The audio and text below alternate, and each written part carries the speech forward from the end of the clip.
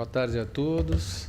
Primeiramente, queria agradecer o convite para participar aqui do Congresso da BDF, parabenizar a organização pelo evento, está sensacional, e agradecer o Gustavo, o Roberto, a Ana Cláudia pelo convite para vir aqui conversar com os senhores sobre planejamento tributário.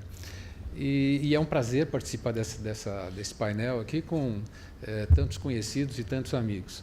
E rendo também a minha homenagem ao queridíssimo Agostinho Tavolaro, foi, acho que, um dos fundadores aqui da BDF, acho que foi o primeiro presidente, um dos primeiros presidentes, e é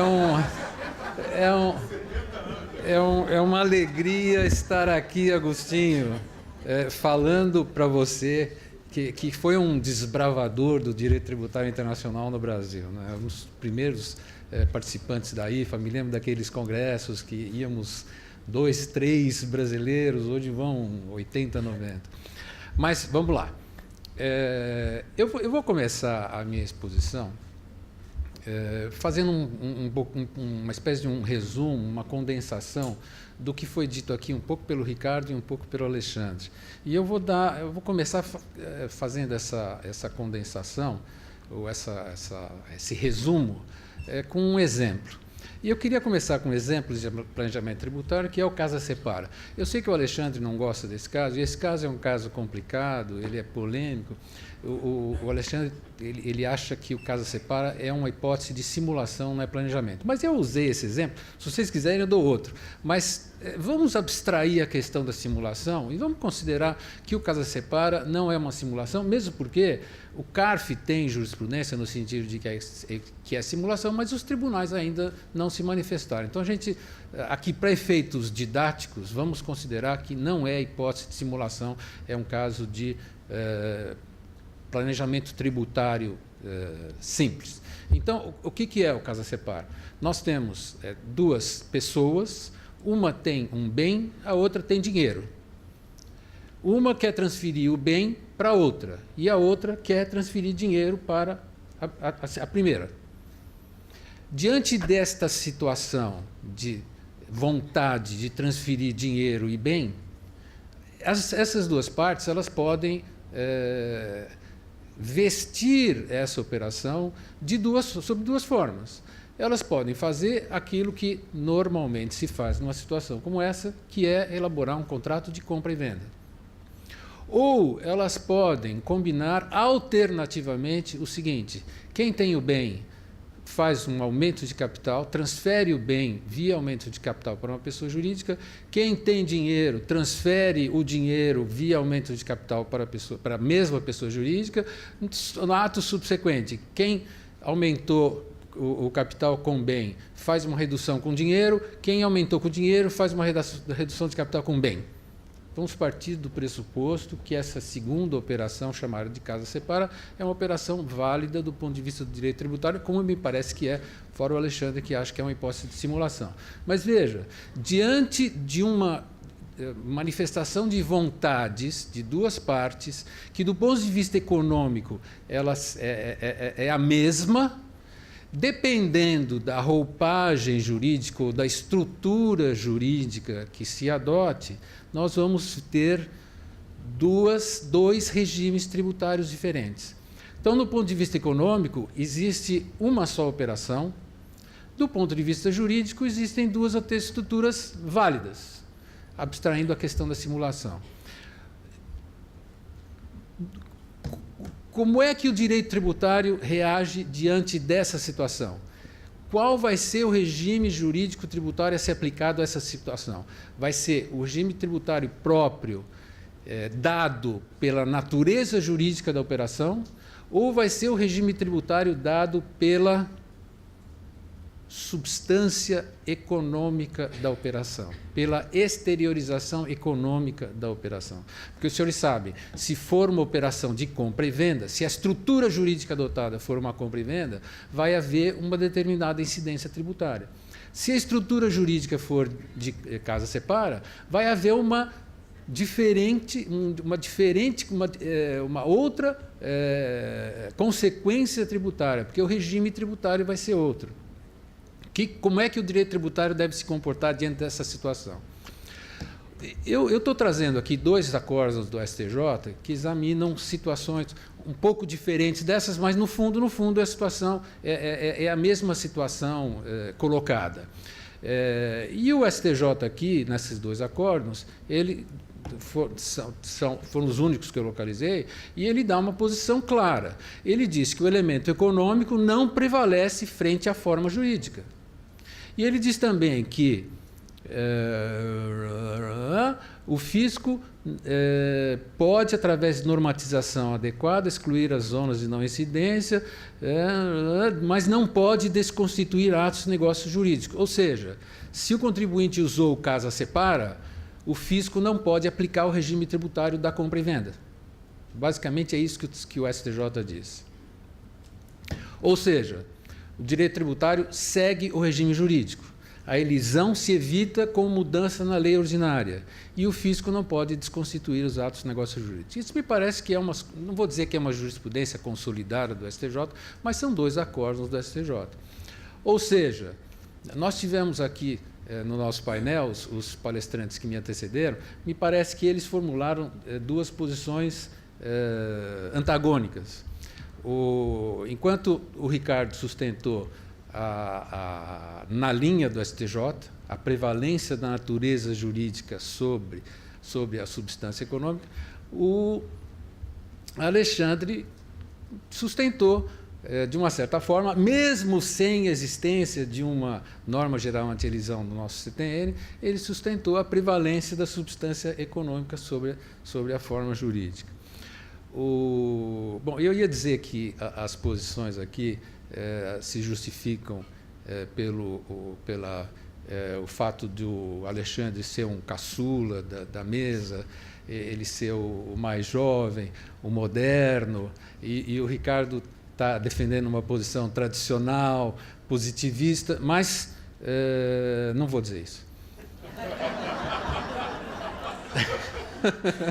É porque o Alexandre, ele falou caçula e virou para mim, olhando para mim assim. Na hora que ele estava saindo da mesa, eu falei, bate, mas não bate muito, não. Não, o Alexandre, ele se auto-intitulou como caçula e olhou para mim, como falando assim, para você não é caçula. Mas o fato é que, então, o STJ me parece que ele está dizendo o seguinte: o caso separa e planejamento tributário válido, mas é injusto. Ele é injusto porque ele está propondo regimes tributários diferentes para a mesma manifestação de capacidade contributiva. Esse é que é o problema do planejamento tributário. A mesma operação do ponto de vista econômico, dependendo da estrutura jurídica adotada, ela tem regimes tributários diferentes, um mais gravoso que o outro. E isso me parece que é um caso de injustiça. É um caso em que a lei é injusta. Então, nós estamos diante aqui de uma situação de o que deve prevalecer? O legal ou o justo? O que deve preponderar? A segurança ou a igualdade? Porque, veja, mesmas manifestações de capacidade contributiva, de acordo com o princípio da igualdade, da isonomia, têm que ser submetidas ao mesmo regime tributário. Então, nós estamos diante de uma situação de conflito de 2 princípios: legalidade e justiça, segurança e isonomia. E aí, eu me pergunto o seguinte: o STJ, olhando para o passado, eu vejo que o STJ, diante dessa situação, ele privilegiou a segurança, privilegiou a legalidade, em detrimento da justiça. Agora, o título da minha exposição aqui é Perspectivas do Planejamento Tributário no Poder Judiciário. Então, eu fiquei pensando, bom, o que eu vou falar sobre esse tema? Né? Eu vou fazer um exercício de futurologia aqui, como é que eu vou saber o que o Poder Judiciário vai julgar casos de planejamento tributário. Então, eu vejo que eu fiquei pensando o seguinte, mas diante... Nossa, já? Que susto! Diante de uma situação de injustiça, Como é que o juiz deve atuar? Qual é o papel do juiz diante de uma situação de injustiça? Ele deve aplicar a lei pura e simplesmente, ou ele deve fazer justiça? Ou seja, ele deve considerar que a função dele é simplesmente aplicar a lei, porque a função de elaborar a lei é do Poder Legislativo e não é do juiz, não é do Judiciário, ou ele pode ficar tentado a corrigir um pouquinho a lei de modo a fazer justiça naquele caso concreto. Ou seja, a função do juiz é corrigir a lei ou é lavar as mãos e simplesmente aplicar a lei?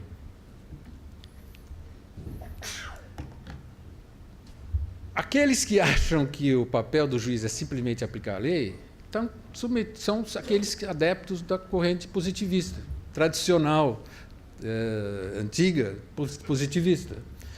Já o Alexandre, que é um rapaz moderno, caçula, ele está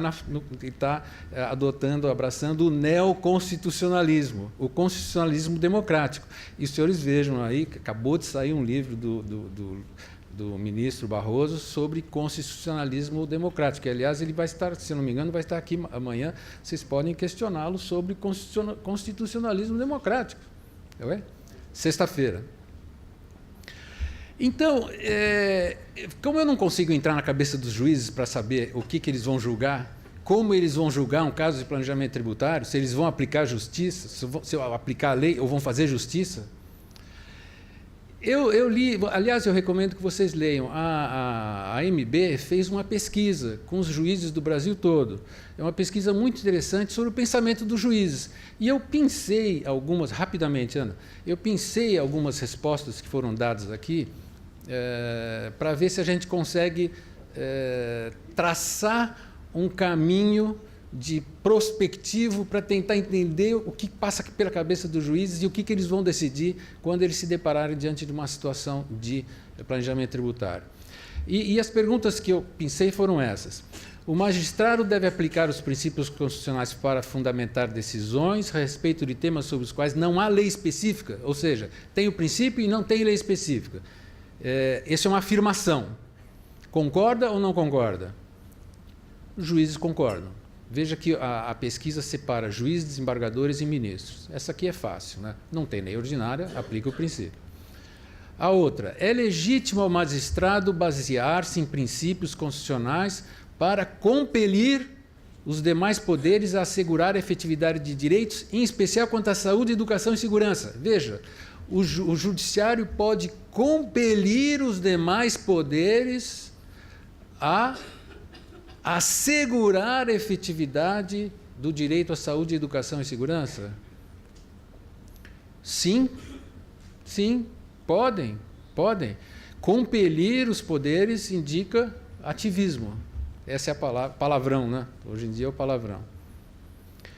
No caso limite de temas sensíveis para a sociedade, casamento gay, homofobia, temas sensíveis para a sociedade, sobre os quais não se constitui uma maioria parlamentar, porque o nosso Congresso é conservador, como a gente sabe. O Poder Judiciário pode exercer um papel criativo na produção de normas, a fim de atender os anseios da coletividade? Sim ou não? Meio a meio. Meio a meio, mas eu diria uma metade significativa. Papel criativo, anseio da coletividade, tudo isso é ativismo. Agora, vejam essa daqui. No caso limite de temas sensíveis, da mesma forma, sobre os quais não se constitui uma maioria parlamentar, o magistrado pode interpretar criativamente, desde que leve em conta as consequências de suas decisões? É uma decorrência da pergunta anterior. Quer dizer, você pode criar, mas pensa nas consequências. Sim ou não? Franca maioria, grande maioria. Agora, aí eu pergunto o seguinte, interpretação criativa também é um ideal de bem comum? Tudo isso indica ativismo judicial.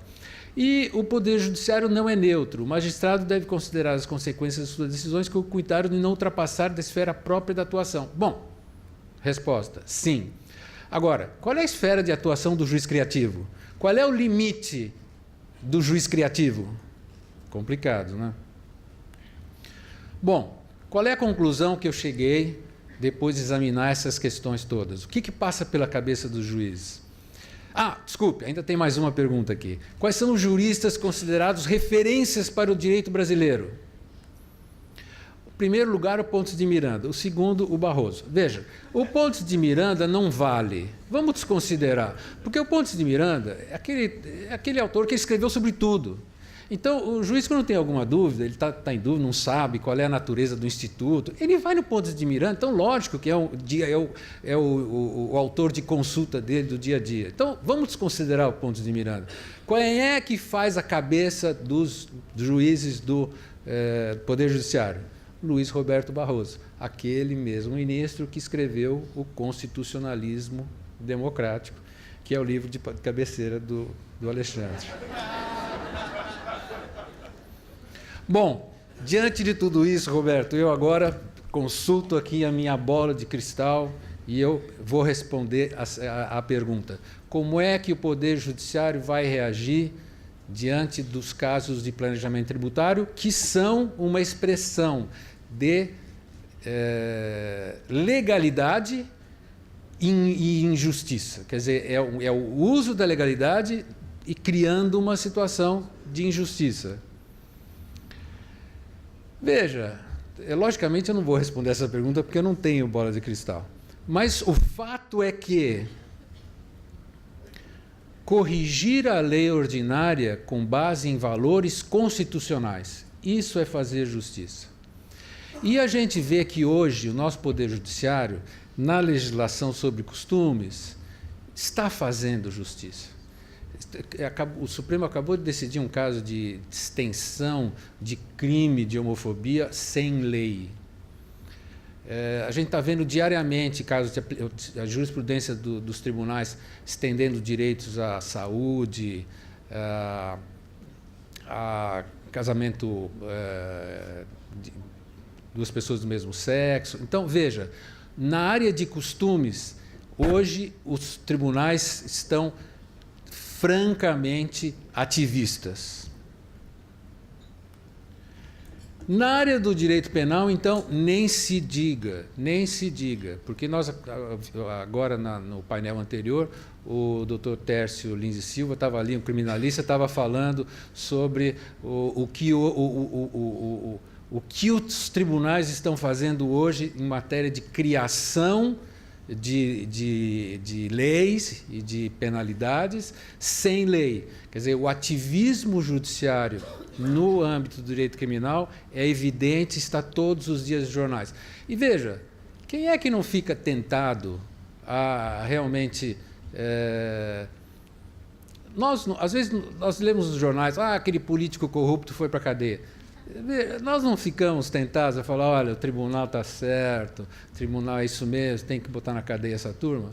Vamos substituir a palavra político corrupto por empresário, sonegador, planejador tributário. Bota na cadeia, realmente, é um absurdo, ele está tirando dinheiro da saúde, tirando dinheiro da educação. Veja, eu não vou dar a minha opinião, mesmo porque, como eu disse, eu não tenho bola de cristal. Agora, eu não ficaria surpreso se esse ativismo judicial que a gente vê hoje na área de costumes e na área criminal, quando chegarem os casos de planejamento tributário, ele seja uma extensão dessa linha ativista dos tribunais e os tribunais tendam a ser mais modernos na linha do Alexandre e menos positivistas, tradicionalistas do que na linha do Ricardo. Muito obrigado, pessoal.